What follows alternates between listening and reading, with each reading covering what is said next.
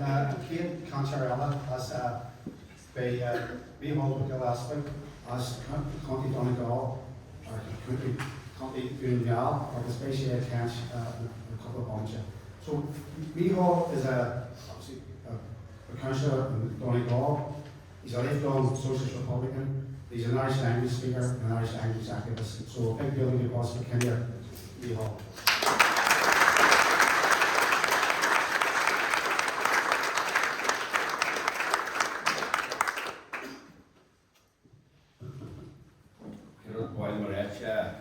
We have mentioned that chopper, even though that maybe it wasn't the first choice, as Liam there reminded me a few times this morning, my exam for the encouragement, you know, great for building confidence. I was saying to Paul there, I haven't a clue what I'm going to speak about, because I'm not one that's really organised, and I'm not one that has the ability, unlike my co-lackey here, as we would say in Gaelic, who's well organised and was caring for many years, long before actually I was a councillor. I knew him from Dublin back in the 90s, and he was obviously well prepared in his speech. Look, when Chopper asked me would I speak, even though that he only gave me about 3 seconds to make that decision, as Kieran says, it was kind of a very broad question, so I was kind of left not sure. I actually had to touch base with Eamon during the week, saying, what am I really about? What do you want me to talk about? And what I'm going to talk about very briefly is Gaeltacht.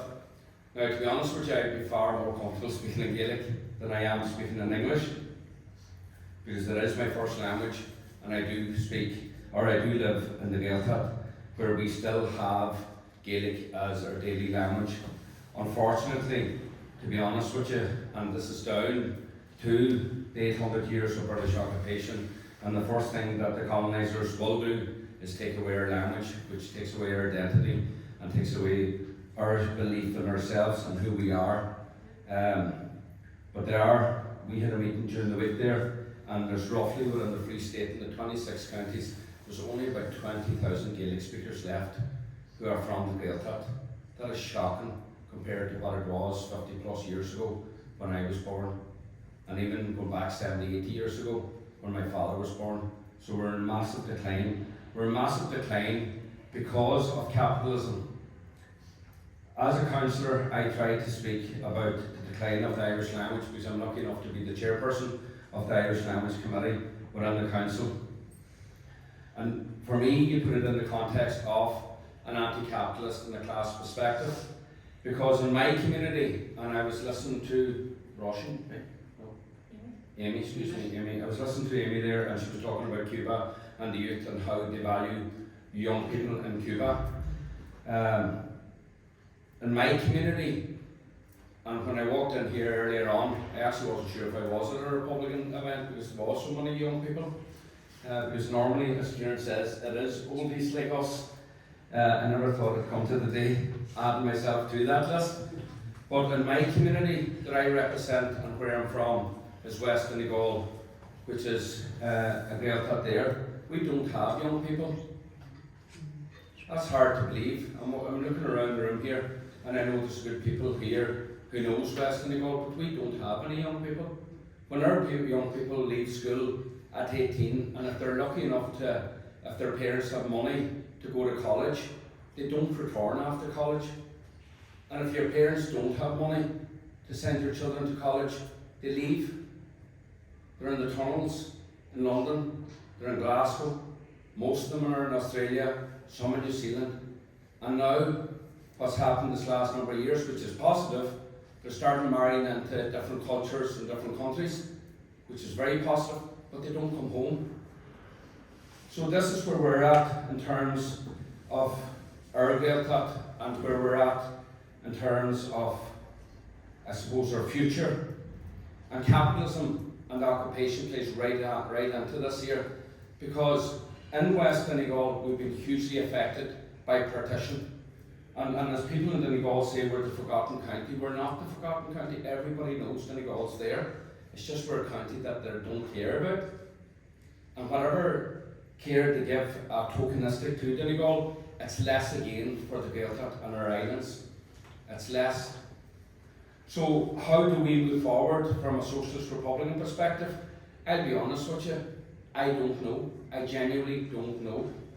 Because we have Liam and we were talking there not so long ago when we were up putting the monument together for the international brigades. Liam came and with a few other comrades and visited. We were occupying a building in West Donegal that belongs to the state, and we're there now for 3 years, and we still haven't opened the door. We haven't opened the door because we have nobody to organise for us.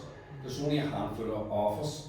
So without waffling on too much, and I'm not sure where I'm going with this, but it's just, when I came in and I saw so many young people here, it actually lifted my heart. I thought, God, there's hope, because most of the meetings and the demonstrations and the events and everything that we've been to for years have been people of my age or older, and there haven't been many young people, and it's great to see young people.